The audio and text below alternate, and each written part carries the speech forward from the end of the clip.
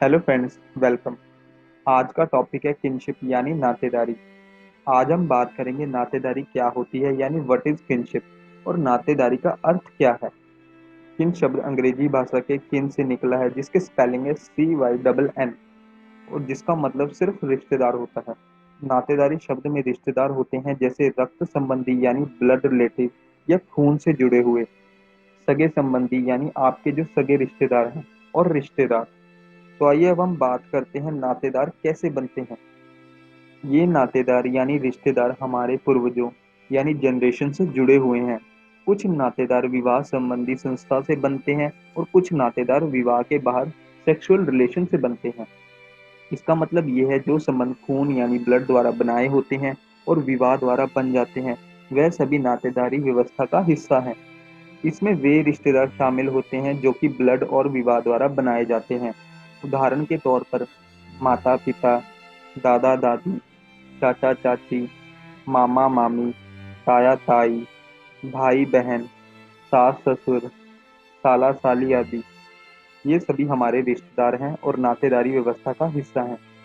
तो आइए Radcliffe brown जो एक समाजशास्त्री रहे हैं उनकी डेफिनेशन के द्वारा नातेदारी को समझने की कोशिश करते हैं।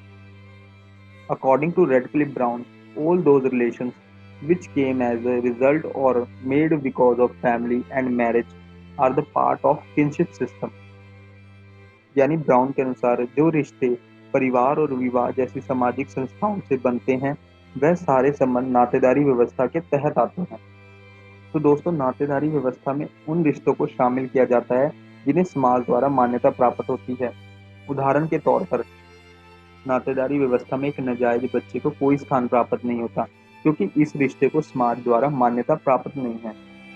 लेकिन अगर बच्चे को गोद लिया जाता है तो उसे समाज द्वारा मान्यता प्राप्त होती है और उसे समाज में जो है ऊंचा स्थान भी दिया जाता है।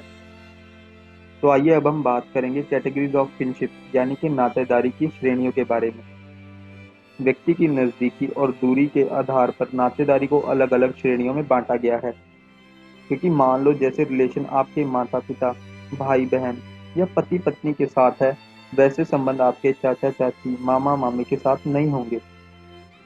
नातेदारी को 3 श्रेणियों में बांटा गया है। ये नातेदार इस प्रकार हैं। नंबर 1, प्राथमिक रिश्तेदार। इस श्रेणी यानी कैटेगरी में पति पत्नी, पिता पुत्र, माता पुत्र, माता पुत्री, पिता पुत्री, बहन बहन, भाई बहन, भाई भाई आदि आते हैं।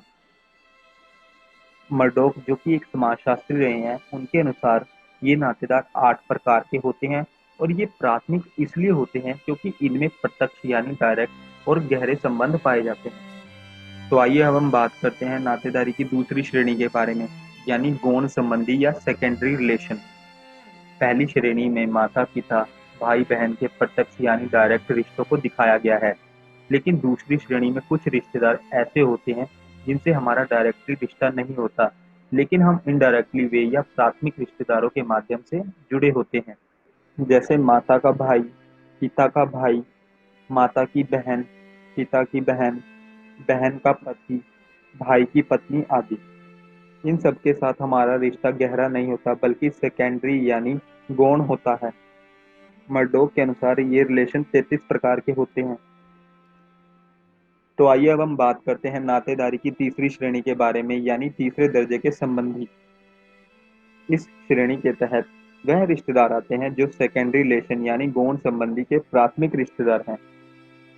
जैसे पिता के भाई का पुत्र, माता के भाई की पत्नी यानी मामी, पत्नी के भाई की पत्नी यानी साले की पत्नी, माता की बहन का पति यानी मासड़ आदि। मर्डोक के अनुसार इनकी गिनती कम से कम 151 है यानी 151 है। तो फ्रेंड्स, ये थी नातेदारी व्यवस्था। नातेदार यानी रिश्तेदार। तो thank you friends for watching my video. अगर आप सोशोलॉजी और एजुकेशन से जुड़ी और भी वीडियोस देखना चाहते हैं तो चैनल को सब्सक्राइब कीजिए।